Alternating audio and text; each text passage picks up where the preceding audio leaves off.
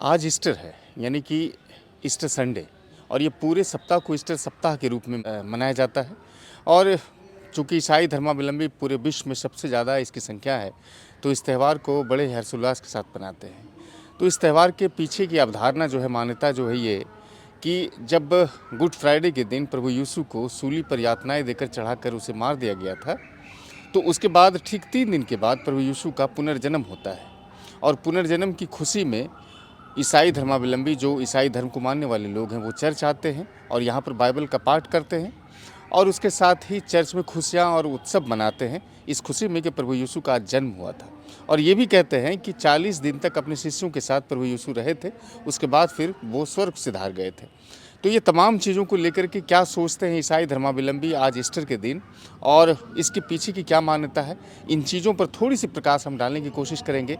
एक ऐसे ही शख्स हमारे पास है जो पिछले कई सालों से कैथेड्रल चर्च आ रहे हैं। भागलपुर के कचहरी स्थित माफ़ करेंगे, घंटाघर स्थित जो कैथेड्रल चर्च है, वहाँ पर आते हैं और प्रभु यीशु की पूजा करते हैं, बाइबल का पाठ करते हैं और तमाम वो सारी चीज़ें करते हैं जो ईसाई धर्म के लिए अनिवार्य है। अरुमा जी, आपका ये ईस्टर संडे शुरू हो गया है जी। हमने पिछले बार भी आपसे बातचीत की थी। इस बार जो 2023 में ईस्टर संडे आप लोग मना रहे हैं, तो कैसे इस त्यौहार को आप लोग सेलिब्रेट कर रहे हैं? चूँकि बहुत सारी अलग अलग तरीके से मान्यताएं हैं इस पर, तो थोड़ी सी प्रकाश डालेंगे जो हमारे दर्शक इस बातों को समझ सकें। एक्चुअली अलग अलग तरह की कोई भी मान्यताएं नहीं हैं। ईस्टर का आज का दिन ये इसलिए हम लोग विशेष मानते हैं क्योंकि गुड फ्राइडे को हम लोग मानते हैं कि उस दिन यीशु मसीह को बहुत सारा कष्ट और दुख दे करके क्रूस पे चढ़ाया गया था और हमारे पापों के लिए वो बलिदान हुए थे।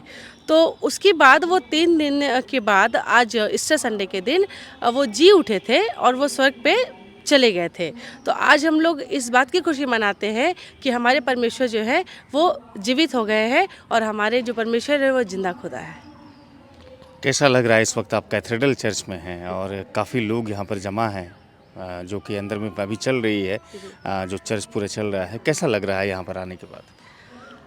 यहाँ चर्च आने के बाद ऐसे तो हर संडे आते हैं और चर्च बहुत शांत जगह है, बहुत अच्छा लगता है, मन को शांति मिलती है प्रार्थना करके। पर आज के दिन थोड़ी ज़्यादा खुशी होती है क्योंकि आज हम अपने आप में खुद में ये रियलाइज़ करते हैं कि हाँ, हमारे पापों को क्षमा करके, हमारे पापों के लिए बलिदान हो करके हमारे परमेश्वर ने सारा पाप का बोझ अपने ऊपर ले करके अपने प्राणों को त्यागा और हमारे लिए फिर वो जी उठे और वो स्वर्ग पे चढ़ गए। इस बात का वो बहुत बड़ा एक हमारे अंदर एक खुशी का दिन है, एक खुशी का अनुभूति होता है कि हमारा परमेश्वर है जो वो हमारे सब कुछ करते हैं और हमारे लिए हर कुछ करके हमें अपना वो एक एहसास दिला के कि हम उनके बच्चे हैं। जैसे हम अपने बच्चों के लिए करते हैं ना कि वो गलती को क्षमा कर देते हैं, वैसे हमारे परमेश्वर ने हमारे सारे पापों को अपने ऊपर लिया है और उसको पिता परमेश्वर जो आज के दिन जीवित हुआ स्वर्ग पे चढ़ गए, ये हमारे लिए सबसे बड़ी खुशी की बात। अच्छा, इस त्यौहार में ईस्टर संडे में अंडों का क्या रहस्य है? कहते हैं कि पिता अपने बच्चों के लिए अंडों को छुपा कर रखते हैं, कई तरह के रंगीन अंडे होते हैं, तो अंडों का तात्पर्य इस त्यौहार से उस तरह से संबंध जोड़ करके देखा गया है कि अंडे का मतलब है पुनरुत्थान, यानी कि पुनर्जन्म एक तरह से। ये कैसी बातें हैं ईस्टर में? जी, ऐसी कोई बात अंडों को लेके बाइबल में तो नहीं लिखी गई है, जहाँ तक मुझे पता नहीं ही लिखी गई है। बट ये मुझे ऐसा लगता है ये थोड़ा एक वेस्टर्न कल्चर है जो लोग अपना रहे हैं, या मे बी वहाँ की कुछ वेस्टर्न कल्चर की अवधारणा रही होगी, या उस लोग कुछ अपने में ऐसा कुछ सोचते होंगे या ऐसा कुछ अपने मन में धारणा बना के ऐसा वो लोग सेलिब्रेट करते होंगे।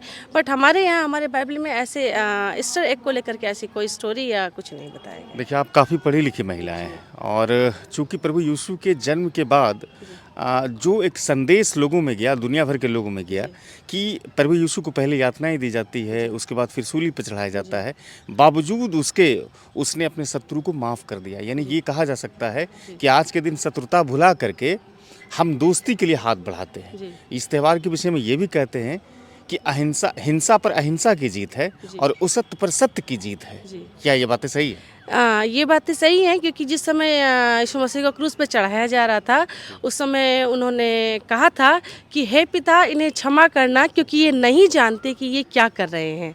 तो जब वो उनको इतनी यातनाएं दी जा रही थी, तब भी उन्होंने अपने पिता से, अपने परमेश्वर से यही प्रार्थना किया कि प्रभु, ये मैं आपका उनका ये सोचना था कि मैं आपका पुत्र हूँ और मुझे इतनी यातनाएं दी जा रही हैं, तो जो लोग यातनाएं दे रहे हैं वो इस बात से अनजान है कि वो क्या कर रहे हैं, तो उनको भी क्षमा करना। पिता, आप क्षमा करना। यीशु मसीह ने कहा है कि अपने पड़ोसी को अपने समान प्रेम कर और अपने शत्रु से भी उसी तरह से प्रेम कर, और अपने शत्रु को भी, अब जैसे हम अपनों को प्रेम करते हैं वैसे हमें आज्ञा मिली है कि हम अपने शत्रु को भी उसी तरह से प्रेम करें।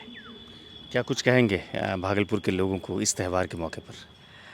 इस त्यौहार के मौके पे बस इतना कहूँगी कि सिर्फ त्यौहार के दिनों में नहीं, बाकी सब सारे दिनों में प्रेम करिए, और प्रेम से बड़ा कुछ नहीं है। चाहे जिस भी धर्म के लोग हैं, जिस भी जगह के लोग हो, जिस भी ईश्वर को मानते हो, आप लोग एक दूसरे से हम लोग प्रेम करें, और प्रेम से ही ज़िंदगी शुरू होनी है, ज़िंदगी ख़त्म होनी है, इसके अलावा कुछ नहीं है। तो देखिए, बड़ी बात कही अरुमा जी ने कि प्रेम से ही ज़िंदगी की शुरुआत है और ज़िंदगी का अंत भी प्रेम पर ही होना चाहिए। तो जाहिर सी बात है कि ऐसे त्यौहार से दुनिया भर के लोगों में यही मैसेज जाता है कि हम बुराई के रास्ते को छोड़कर अच्छाई के रास्ते पर आए, और दुश्मन जो हमारे साथ कार्य किए उस चीज़ को भूल करके, उसको माफ़ करके हम उसे प्रेम के रूप में अपने गले लगाएं। ये तमाम चीज़ें ईस्टर्स की तरफ से मैसेज जाती है दुनिया भर के लोगों के लिए। लेकिन आज का दौर चूँकि नफ़रतों का दौर है, इसलिए इस नफ़रतों पर हम तभी जीत पाएंगे, या जीत हमारी हो पाएगी, जब हम प्रभु यीशु के मैसेज को दुनिया भर के लोगों तक पहुंचाने की कोशिश करेंगे। ये कैथेड्रल चर्च है और यहीं पर अंदर में फादर बिशप तमाम लोग अपने अनुयायियों के साथ में यहाँ पर चर्च का सेशन शुरू किए हुए हैं, और तमाम लोग पूजा अर्चना के साथ साथ अच्छे मैसेज को सुन रहे हैं, जिसमें कई गीत का भी प्रसंग यहाँ पर चलता है। हमने देखा कि पिछले दिनों जयेश झा नाम के जो शख्स थे, उसकी एक्सीडेंट में बहुत ज़्यादा नुकसान हो गई थी, लेकिन उसको लेकर के भी यहाँ पर प्रार्थनाएं की गई है, पूजा की गई है। एक छोटी सी बच्ची थी जिसका जन्मदिन था, उसके लिए भी यहाँ पर फादर ने प्रभु यीशु से दुआएं मांगी उसके लिए। हमारी बातचीत और हमारा ये पूरा वीडियो किस तरह के मैसेज आपके जहन में छोड़ता है, आप अपने कमेंट्स बॉक्स मुझे टिप्पणी करके दे सकते हैं। हमारे चैनल को सब्सक्राइब कर लीजिए यूट्यूब पर, और फेसबुक पर हमारे पेज हैं, और उसे लाइक और फॉलो कर लीजिए, और इस मैसेज को ज़्यादा से ज़्यादा साझा करिए। धन्यवाद।